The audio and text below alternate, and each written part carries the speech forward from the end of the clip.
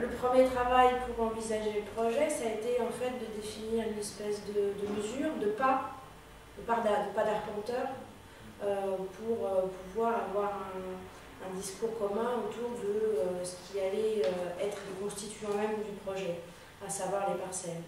Donc ces parcelles sont à la manière d'un atome, à la manière d'un pixel pour l'informatique, des choses qui vont réunir et qui vont assembler en massif, vont créer à la fois des circulations, vont créer des espaces, vont créer l'histoire. Voilà.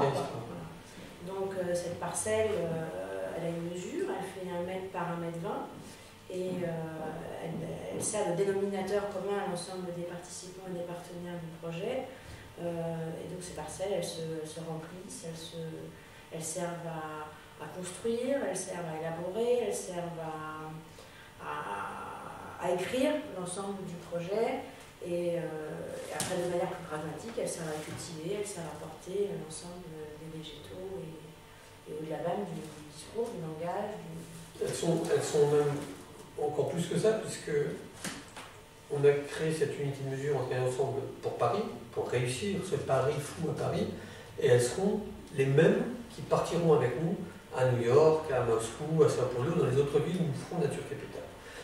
Et elles deviennent, pour tous ceux qui vont les acquérir et qui vont vouloir être de la famille Nature Capital, la même unité de mesure qui relie d'une certaine manière les hommes entre eux, puisque nous les relions, comme le dit Laurence, sous forme de massif dans la mise en scène qui est faite sur les Champs-Élysées, mais après les Champs-Élysées, ces parcelles vont éclater en unités une par une, ou par deux, ou par quatre, et vont partir dans des villes, dans des quartiers, dans des entreprises, chez des particuliers, dans des maisons de retraite, où elles vont vivre une autre vie.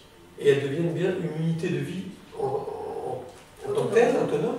Et d'ailleurs, nous faisons pour chacune de ces parcelles et des plantes qui sont dedans, un livre de vie.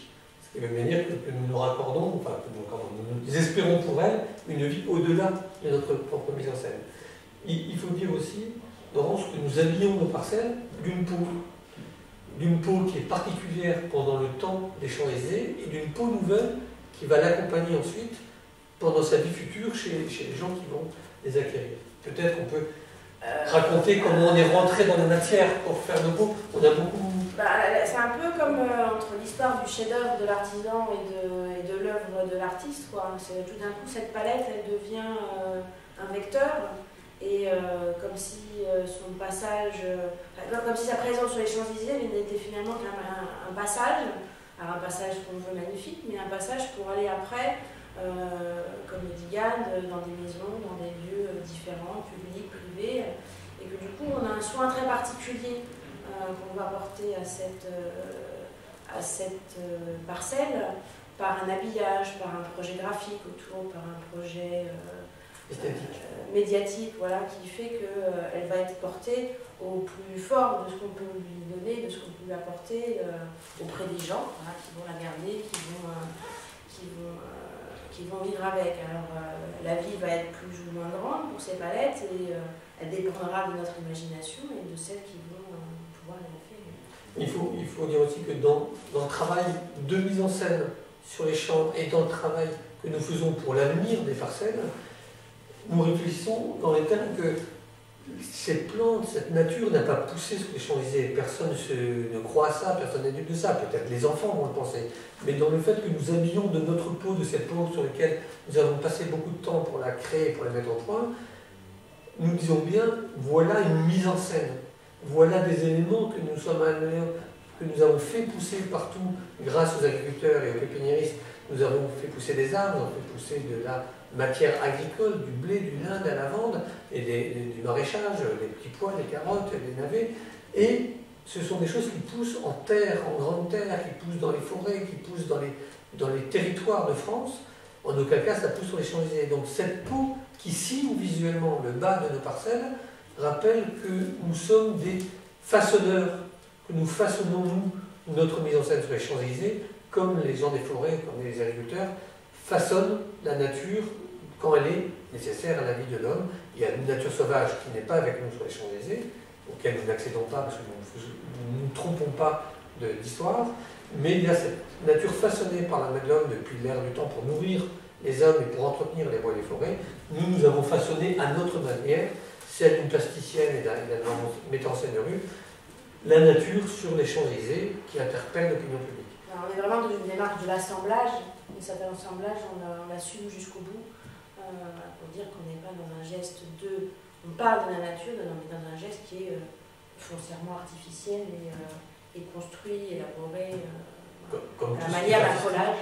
Et comme toute création artistique, elle est artificielle parce qu'elle a été pensée, voulue et fabriquée par les yeux et la main d'un homme et d'une femme. Alors peut-être on peut parler de cette peau. Oui. On est en train, parce qu'on n'a pas fini encore, on est en train de l'élaborer en cherchant un vocabulaire d'écriture graphique qui renvoie à la fois à des choses abstraites et en même temps à des fondements naturels.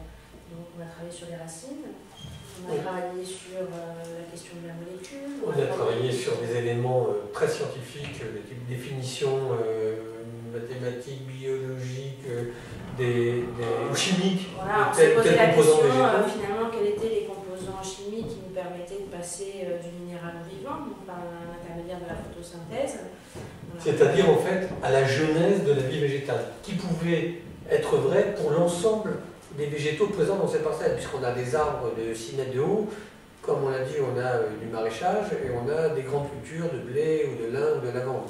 Donc on a cherché dans ce vocabulaire dont parle Laurence, l'expression qui était juste pour l'ensemble de nos végétaux, de la même histoire que nous racontons. Et le choix s'est porté sur une certaine représentation de la cellulose, donc qui rentre dans la fabrication intime de la matière végétale. Voilà l'histoire de nos pots et de nos parcelles.